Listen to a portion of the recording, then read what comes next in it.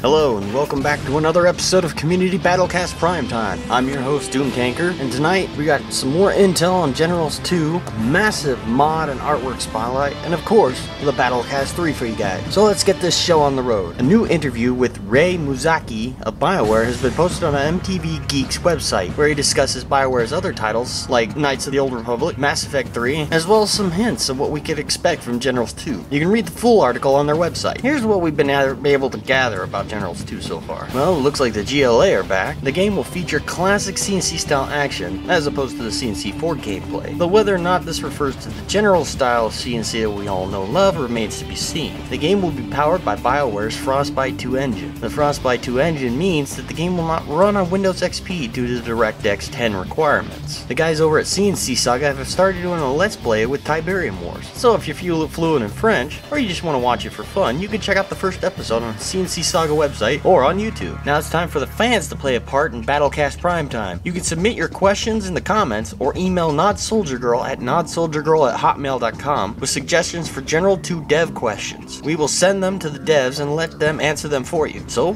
what are you waiting for? And now it's time for the mod spotlight. You wanted more mods? You got it. We're bringing you a massive mod spotlight in this episode, so let's get started. We got another game from Indie Database for you guys. Tiberium Crystal Wars, a standalone Renegade mod, which is set in the Tiberium Wars era, has just been released. You can find all the details on this project over at their Indie Database page. Definitely worth checking out. Rise of the Reds, a massive mod for General 0 Hour, adding the Russians and the European Continental Army, along with special generals for both factions, giving you a total of 15 generals to wage war with. If you haven't tried this mod yet, it's a must. If you're an anime fan, anime, mech, whatever, Xenoforce Reborn is an updated version of the original General/0 Hour mod for Tiberium Wars, adding in the Earth Federation, the Principality of Zeon, the Invid, and the Earth Robotech Defense Force, as well as some additions to GDI, Nod, and the Skrin armies too. You want some really chaotic giant robot wars in your CNC? Be sure to give this mod a look. If you feel like just being silly and unleashing a nuclear roundhouse kick, then we got the mod for you. CNC, the Chuck Norris Experience. This mod replaces the Skrin with one man,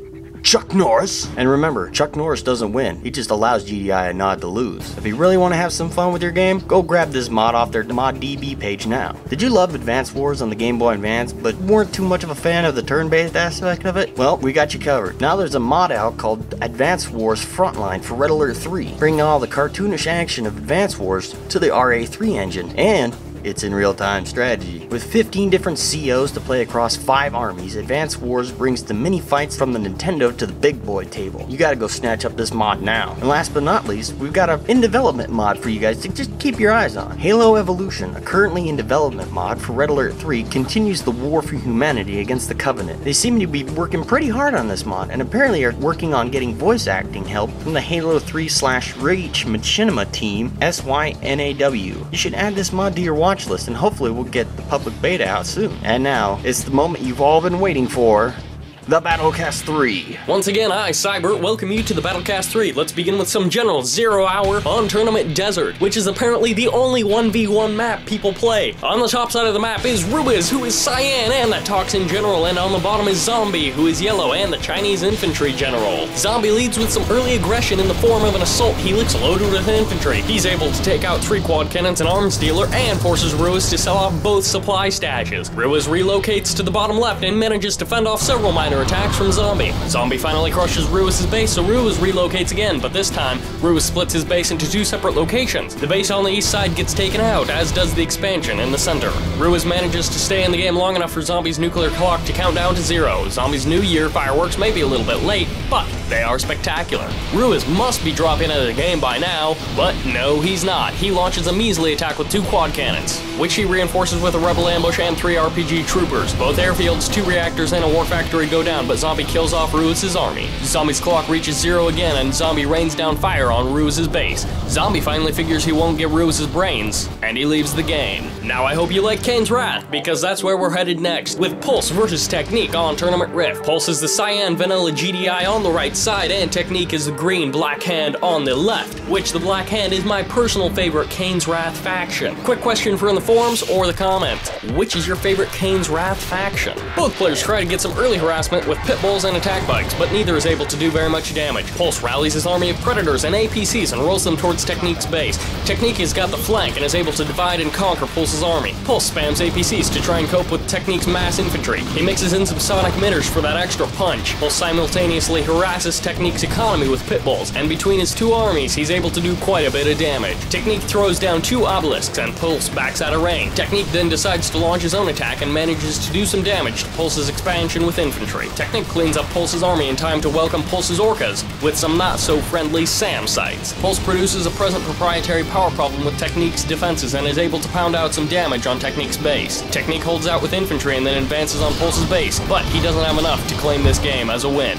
Our third and final match is going to be between the Wolfman, who's playing as the Allies in the south, and their opponent, 4RT, possibly pronounced Art, and they are in the north, playing as the Soviets. These players appear to have a bit of a color identity crisis, as the Soviets are blue and the Allies are red. The map is Snowplow. A single Vindicator and a single Cryocopter make their way to Art's base. With some marvelous micro, Wolfman is able to take out both of Art's ore collectors. Art throws down an expansion and then sacrifices his MCV for some quick cash, while Wolfman creeps towards Art's base and builds some static defense. Art gets some hammer tanks and beats Wolfman back. Wolfman sets up shop in the middle of the causeway between the two islands. Both players macro up sizable forces, and Art tries to win a small victory by using Natasha to focus down Wolfman's MCV. Wolfman packs it up at the last second and manages to save it. Neither player wants to engage and they decide to start hitting each other with their long-ranged arsenals. The Athena Cannon's Aegis shield allows Wolfman's artillery to outlast Art's V4s. Wolfman whittles down Art's forces enough to move in for the kill. Before I go, I have a quick announcement. You can now send replays to cyber.replays@gmail.com. So if you find or play any epic games, it is your duty to send those replays to me so I may cast said epic games for you all. And now it's time for community fan art time. Nod Soldier Girl's been perusing the internet and she's found some good stuff, even some stuff from me. So let's get looking. We got a nice respectable pile of fan art for you guys this time. First one comes from Super Danny called GDI Focrop. Next comes from Rational Contingent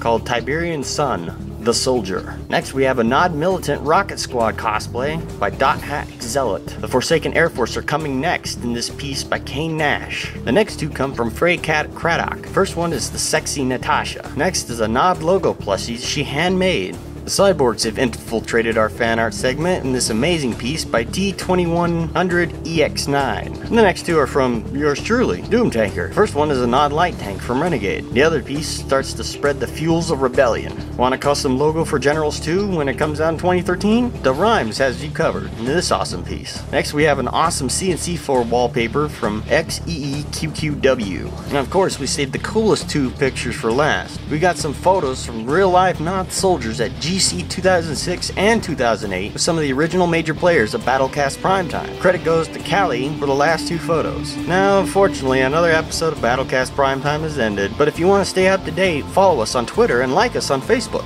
Please? And as always, if you got mods, artwork, or news you want to share with us, feel free to reach Nod Soldier Girl at her email, nodsoldiergirl@hotmail.com, and we'll see you guys on the battlefield.